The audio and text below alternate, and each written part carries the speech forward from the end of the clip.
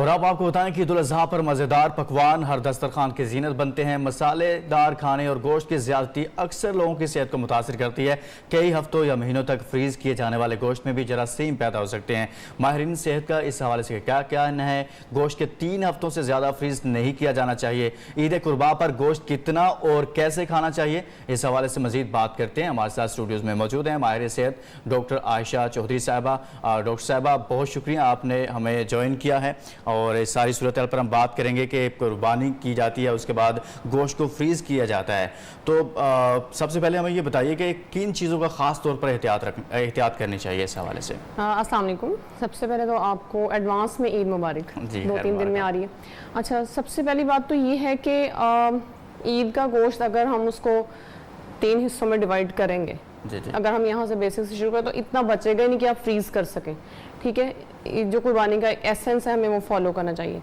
दूसरे नंबर पे ये चीज़ है कि आप गोश्त को फ्रीज़ तो कर सकते हैं, each and everything can be freeze, like जो एडिबल्स होते हैं, लेकिन कुर्बानी के गोश्त में इशू ये होता है कि वो बहुत तेज़ी से वो कसाई उसको बनाते हैं due to shortage of time.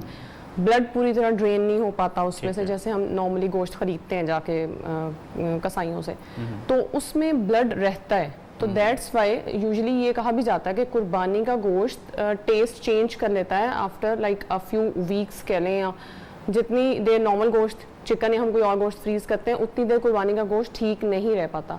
उसकी वजह ये है कि उसमें नॉर्मल प्रोसेस की बजाय थोड़ा स्पीडी किया जाता है उसके बनाने को।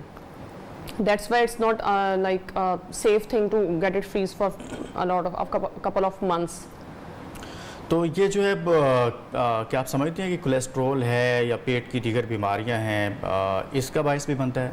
एग्जैक्टली। रेड मीट जो है, जो जिसमें कुर्बानी में तो सारा रेड मीट होगा, बकरे का हो, गाय का हो, भेड़ का, जो भी, उसमें ये है कि उसके अंदर कोलेस्ट्रॉल का लेवल वाइट मीट से ज़्यादा होता है, चिकन और फिश की निस्बत। ठीक है, तो वो अगर ओवर ईटिंग करेंगे, मतलब नॉर्मल क्वांटिटी में खाएंगे तो फिर तो कोई इशू नहीं है, लेकिन अगर हम ओवर ईटिंग करेंगे और कई दिन वही खाते रहेंगे तो जो पेशेंट्स ऑलरेडी जिनको ये प्रॉब्लम है उनमें ये मसला जो है वो थोड़ा सा बढ़ सकता है। सही है। तो आलमी इदारा सेहत की जानिब से 2015 में की जाने वाली तहकीक के मुताबिक अगर बात की जाए तो कैंसर के इम्कानात भी इस हवाले से कहा जाता है कि बढ़ सकते हैं। इस हवाले से क्या कहेंगे आप? अच्छा, ये जो एक रिसर्च हुई है, it is not a definite research, like इसमें कैंसर के इम्कानात बढ़ सकते हैं अगर कोई बंदा लॉन्ग टर्म के लिए लाइक डेली बेसिस पे गोश्त खा रहा है और उसकी जो डाइट है उसमें वेजिटेबल्स नहीं है, फ्रूट्स नहीं है, जो कि लेस लाइकली होता है यूजुअली कि हम बिल्कुल ही सब्जी ना खाएं। हाँ, उसमें ये है कि अगर आप डेली बेसिस पे एक अच्छी क्वांटिटी में सिर्फ मीट पे हैं और काफ़ी लाइक अ फ्यू मंथ्स आप खा रहे हैं उसको, तो जो बड़ी आंत का कैंसर है उसका चांस जो है वो डेफिनेटली बढ़ता है उन पेशेंट्स में जो लोग मतलब ये गोश्त के ज़्यादा शौकीन होते हैं और ज़्यादा ओवर ईटिंग करते हैं। ये बात तो है।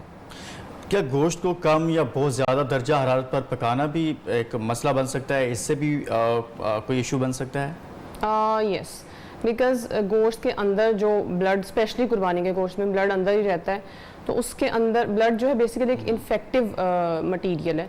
जैसे ही वो आफ्टर स्लॉटर ज़िबा करने के बाद उसके अंदर इन्फेक्शन जो है पैदा हो सकती है। तो अगर हम उसको अंडर कुक करेंगे तो वो जो जरासीम है, जो बैक्टीरिया या जो भी अंदर जर्म्स हैं, वो पूरी तरह किल नहीं होंगे। उनको एक स्पेसिफिक टेम्परेचर चाहिए होता है किल करने के लिए। दैट्स वाई हमारे तो खैर हमारी जो सोसाइटी है उसमें तो ओवर कुक करते हैं हम उसको, तो हमारे इन्फेक्टिव प्रोसेस का होना एज सच पॉसिबल नहीं होता हमारे वे ऑफ कुकिंग में। डॉक्टर साहब, सबसे ज़्यादा जो अहम चीज़ होती है वो ये होता है कि जो ही ईद आती है, ख़ासतौर पर बकरा ईद, लोग बहुत ज़्यादा गोश्त खाते हैं और फिर उसके बाद डॉक्टर्स और क्लिनिक्स जो हैं उन पर काफ़ी ज़्यादा, वहाँ भी एक नई ईद का आगाज़ हो जाता है। तो क्या एहतियात क्या करनी चाहिए? क्या खाने में एहतियात करनी चाहिए या फिर उसके साथ साथ कोई और अपने जो डाइट है उसके अंदर कुछ और चीज़ें भी ऐड करनी चाहिए? क्या होना चाहिए? अच्छा, ईद की रात को ही हमारी तो ईद का आगाज़ हो जाता है, इमरजेंसीज़ में पेशेंट्स आ रहे होते हैं। ओवर ईटिंग से जाहिर है कोई कुछ भी गोश्त के अलावा भी अगर आप कोई भी चीज़ बहुत ज़्यादा क्वांटिटी में खाएंगे तो ऑब्वियसली आप उसको वॉमिट आउट करेंगे। इसमें यही है कि नॉर्मल क्वांटिटी में मतलब गोश्त आपके घर में ही पड़ा हुआ है, आप उसको बाद में भी खा सकते हैं, नॉर्मल क्वांटिटी में खाएं। और दूसरा ये कि कंसेक्टिवली 3 डेज जो है ईद के, उसमें आप सारी जो आपकी डिशेज़ हैं वो सिर्फ मीट बेस्ड नहीं होनी चाहिए, उसमें कुछ वेजिटेबल्स, कोई दाल या कोई इस तरह की चीज़ें जो हैं उसको भी इंक्लूड करें। बाकी जो है साथ में ऑल्दो के ड्रिंक्स जो हैं वो सेफ़ नहीं है, लेकिन जिस क्वांटिटी में गोश्त खाना होता है उसमें थोड़ा बहुत फिर आपको फिज़ी ड्रिंक्स भी यूज़ करने पड़ते हैं in order to get these things digest. लेकिन बहुत ज़्यादा क्वांटिटी में वो भी नहीं। पानी का इस्तेमाल जो है वो ज़्यादा करें और सैलड यूज़ करें, ये मस्ट है।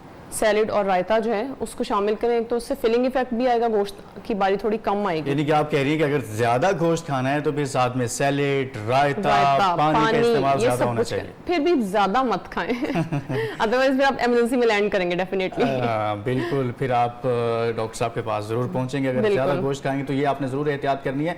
लेकिन एक और इसमें बहुत दिलचस्प होता है कि गोश्त को फ्रीज कर दिया जाता है, इस पर हमने थोड़ी पहले भी बात की है, लेकिन खास तौर पर इसके जो नुकसान होते हैं कि कितना, कुछ लोग होते हैं वो 1 वीक के बाद दोबारा से उसको इस्तेमाल में लाते हैं, कुछ लोग जो हैं वो 2 वीक के बाद। तो ये क्या टाइम पीरियड क्या होना चाहिए इसके अंदर कि कब इसको इस्तेमाल में लाया जाए तो ये थोड़ा बेहतर होगा? अगर ज़्यादा टाइम आप इसको फ्रीज रखेंगे तो इसका ज़्यादा नुकसान हो सकता है या फिर आपकी सेहत पे जो है वो असरात जो हैं वो कोई अच्छे नहीं होंगे। बिल्कुल, इसमें यह है कि कोई स्पेसिफिक टाइम पीरियड तो नहीं है, it depends on the temperature of that freezer. Like अगर तो वो फिक्स है, बिल्कुल लाइट नहीं जा रही, एक खास टेम्परेचर मेंटेन है, तो फिर आप उसको लंबे अरसे तक लाइक 6 मंथ्स के लिए भी फ्रीज कर सकते हैं। लेकिन अगर बीच में बिजली जाती है, दोबारा से वो मेल्ट होता है, दोबारा से वो फ्रीज होता है, तो फिर ठीक नहीं रहता, सेफ नहीं रहता खाने के लिए। तो ये आपके उस जो जिस एरिया में आप रह रहे हैं वहाँ के लोड शेडिंग स्केड्यूल के ऊपर भी डिपेंड करेगा कि आप अपना जो गोश्त है उसको कितने अरसे तक फ्रीज कर सकते हैं। अगर तो टेम्परेचर कॉन्स्टेंट है तो फिर उसमें कोई इशू नहीं है, लाइक 4 डिग्री सेंटीग्रेड है, आप कर सकते हैं उसको लंबे तक। लेकिन अगर लाइट गई है और 4-5 घंटे आई नहीं है तो फिर उस गोश्त की सेहत के मुताल्लिक काफ़ी सवालात उठ सकते हैं। सही है। एक और बहुत अहम जो सवाल है वो ये होता है कि जो यूरिक एसिड के जिनको इस तरह के प्रॉब्लम्स हैं उन लोगों के लिए ये जो कुर्बानी का गोश्त है उनको कितना इस्तेमाल करना चाहिए या फिर बिल्कुल इस्तेमाल नहीं करना चाहिए?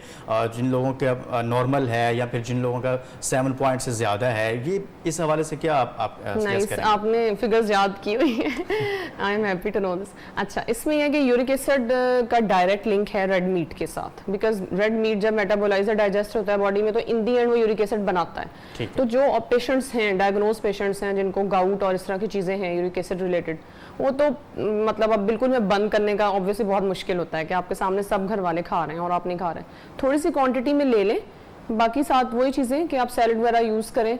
और क्योंकि इसका एकदम से इफेक्ट भी आ सकता है, एकदम यूरिक एसिड रेज करके आपकी कोई ना कोई जॉइंट पेन्स जो है वो स्टार्ट हो सकती हैं।